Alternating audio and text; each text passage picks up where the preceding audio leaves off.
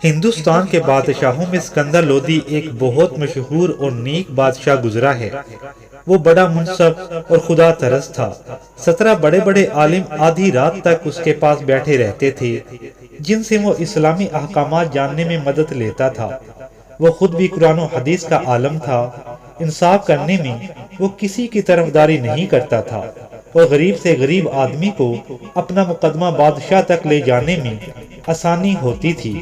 بڑے الجھے ہوئے مقدمات کا فیصلہ وہ بڑی آسانی سے کر دیا کرتا تھا۔ اسکندر لودھی کے زمانہ میں گوالیار کے 2 بھائی جو غریب تھے فوج میں بھرتی ہوئے۔ کہیں سے 2 لال ان کے ہاتھ لگ گئے۔ دونوں نے ایک ایک لال آپس میں بانٹ لیا۔ لال پا کر چھوٹے بھائی نے کہا کہ اب میں نوکری نہیں کروں گا، اس کو بیچ کر تجارت کروں گا اور گھر میں بچوں کے ساتھ رہوں گا۔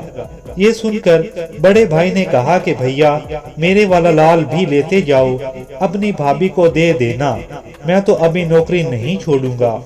چھوٹا بھائی دونوں لال لے کر گھر چل دیا۔ راستے میں اس کی نیت خراب ہو گئی۔ اس نے بھائی والا لال بھی اپنے پاس ہی رکھ لیا اور اپنے دھندے میں لگ گیا۔ کچھ دنوں بعد بڑا بھائی چھٹی لے کر گھر آیا اور بیوی سے پوچھا کہ چھوٹا بھائی میرا ایک لال لے کر آیا تھا، وہ کدھر ہے؟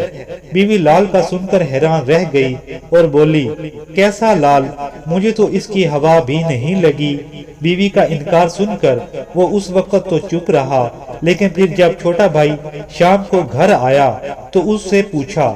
اس نے صاف انکار کر دیا اور کہنے لگا کہ میں نے تمہاری بیوی کو دے دیا تھا۔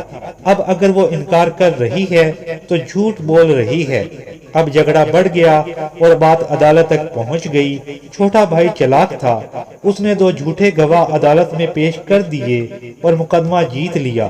بڑے بھائی کی بیوی نے جب مقدمے کا حال سنا تو وہ بہت پریشان ہوئی کہ عزت بھی گئی اور لال بھی ہاتھ سے گئے۔ وہ راجدھانی کی طرف بھاگی۔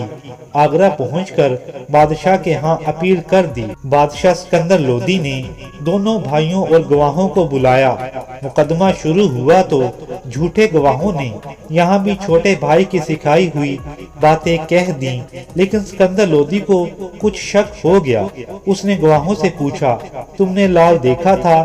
گواہوں نے جواب دیا جی ہاں دیکھا تھا۔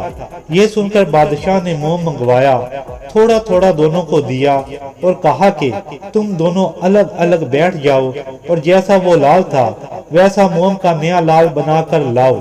گواہ الگ الگ جا کر بیٹھے، لیکن اب وہ پریشان تھے کہ کس شکل کا لال بنائیں، کیونکہ انہوں نے لال دیکھا ہی نہ تھا۔ اب کیا کریں؟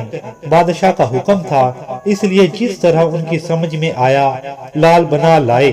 بادشاہ نے دیکھا کہ دونوں لالوں میں بہت زیادہ فرق ہے۔ اب بادشاہ نے دونوں گواہوں کو ڈانٹا تو بھید سارا کھل گیا۔ بادشاہ نے لال بڑے بھائی کو دیا اور چھوٹے بھائی اور گواہوں کو قید کا حکم سنا دیا۔